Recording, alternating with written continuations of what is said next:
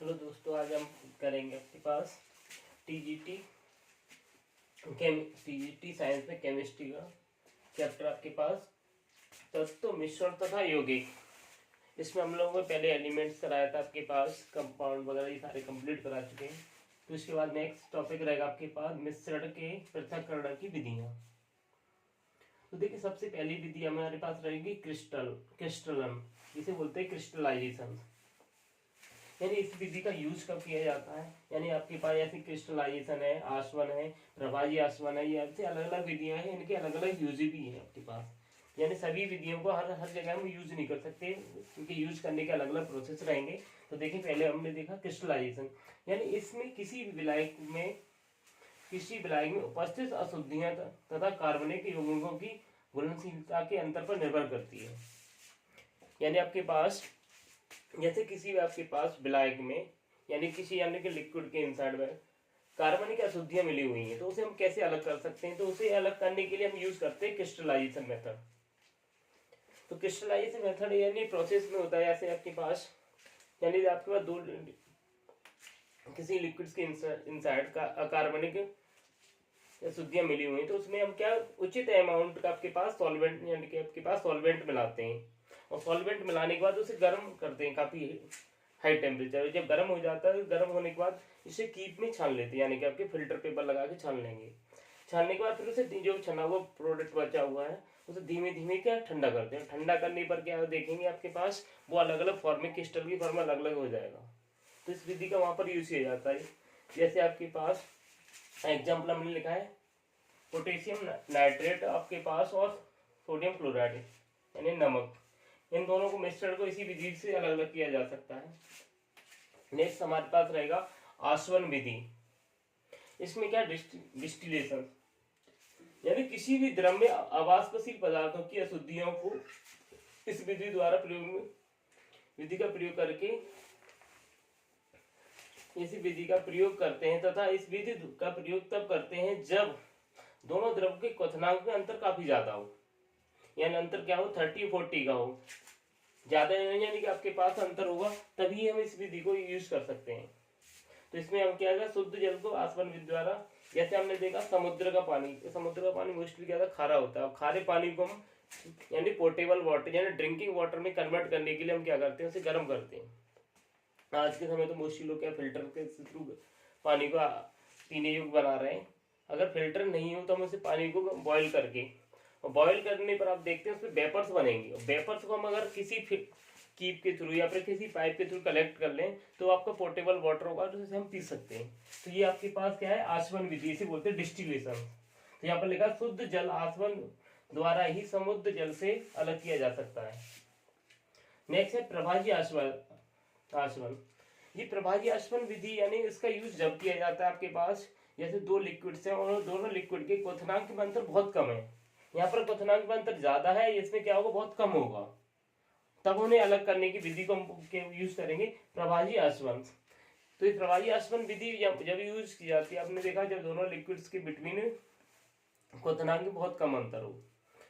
और ये जैसे क्वथनांक में अंतर, जैसे हमने देखा क्रूड ऑयल, जैसे इंडिया फॉरेन कंट्री से क्रूड ऑयल मंगाता है, क्रूड ऑयल से हमारे पास क्या, पेट्रोल, डीजल, आपके पास केरोसिन, तारपीन ऑयल, आपके बहुत सारे ऑयल से ये सारे निकलते हैं, डाबर, तारकोल और वैसलीन्स। तो ये क्या फ्रैक्शनल डिस्टिलेशन के थ्रू ही निकाले जाते हैं, क्योंकि इनकी सभी की क्या है, बॉइलिंग पॉइंट अलग अलग है, तो उसके अकॉर्डिंग तो इस विधि का उपयोग तब किया जाता है जब दो वाष्पशील द्रव्यों के क्वथनांक पास पास में होते हैं। तो यहाँ पर ऐसे एक बड़ा सा एक चैम्बर लगा होता है, जिसमें क्या है, क्रूड ऑयल को बॉईल करते हैं। बॉईल करने पर आपने देखे हर टेम्परेचर सेट कर रखा होता है।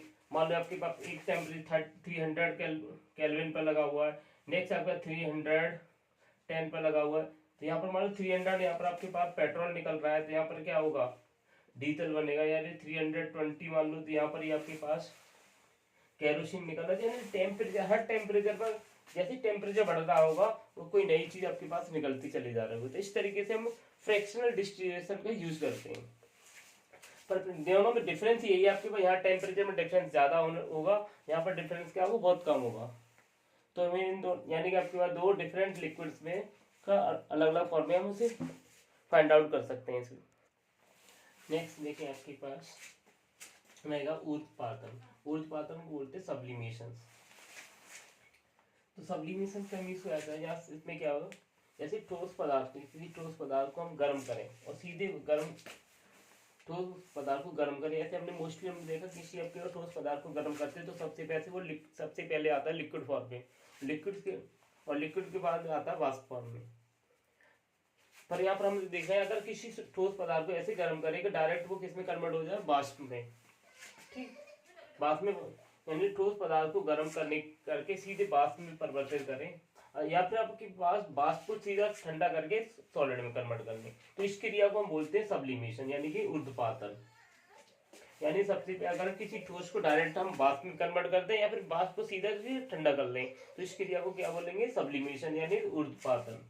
इस विधि का यूज कहां पर किया जाता है, इस विधि का उपयोग ऐसे ठोस मिश्रणों को पृथक करने के लिए किया जाता है जो कि आपके पास अवाष्पशील, ये कैसे होते हैं, अवाष्पशील ठोस में ऊर्ध्वपातित हो जाते हैं, यानी अवाष्पशील ठोस में ऊर्ध्वपातित हो जाने के आपके पास ठंडे, यानी आपके पास सॉलिड से लिक्विड फॉर्म में, सॉलिड से डायरेक्ट वाष्प में आ जाए या फिर वाष्प से डायरेक्ट सॉलिड में आ जाते हैं। तो ऐसी तरह के एग्जांपल देते हैं आपके पास नौसादार, नेफ्थलीन होता है, कपूर होता है, एंथ्रासीन, आयोडीन, बेंजोइक अम्ल आदि।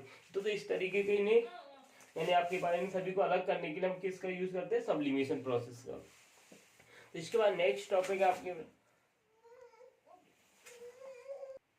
दोस्तों देखिए नेक्स्ट आपके पास रहेगी फिफ्थ, भाप आसवन विधि, इसे बोलते हैं स्टीम डिस्टिलेशन। यानी इस विधि में जैसे हमने सबसे पहले किया था क्रिस्टलाइजेशन, तो क्रिस्टलाइजेशन में प्योरिफिकेशन किसका किया था, अकार्बनिक का। यहाँ पर हम कार्बनिक के लिए करेंगे, जिनमें कार्बन प्रेजेंट रहा होगा।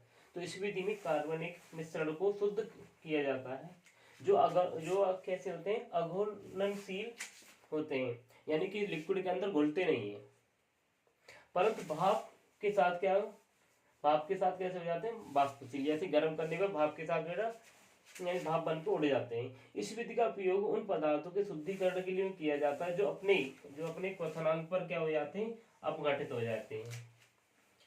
तो इसके लिए एग्जांपल रहेंगे एसीटोन, मेथिल अल्कोहल आदि।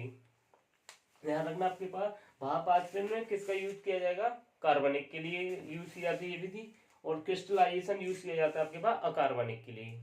इनमें ये डिफरेंस रहेगा दोनों में।